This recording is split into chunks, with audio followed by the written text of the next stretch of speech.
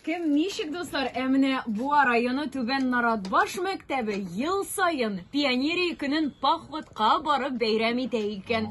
Ел сайын шулай итеп пионерия туган көнен билгеләп үтәбез, төрле милли уеннар, ярышлар үткәрәбез. Бик күңелле үтә килегез дигән. Мәгънәсе бар микән соң ул менә хәзер аны үткәрүнең? Чөнки бүгенге көн балалары ул идеологияны, ул пионерияның нәрсә икәнен гомумән төбеннән аңлый алмый. Ватанпәрвәрлек, аннары менә шул ук кайбер кешеләр әйткән буенча, анда бит инде барыбер чәчләр киселгән, тырнаклар киселгән булган тиеш, өсте пөхтә булырга тиеш булганны карап торганнар. Бит инде тәртипкә өйрәтүләр, Аны бит пионериясыз да сеңдереп булганы балага.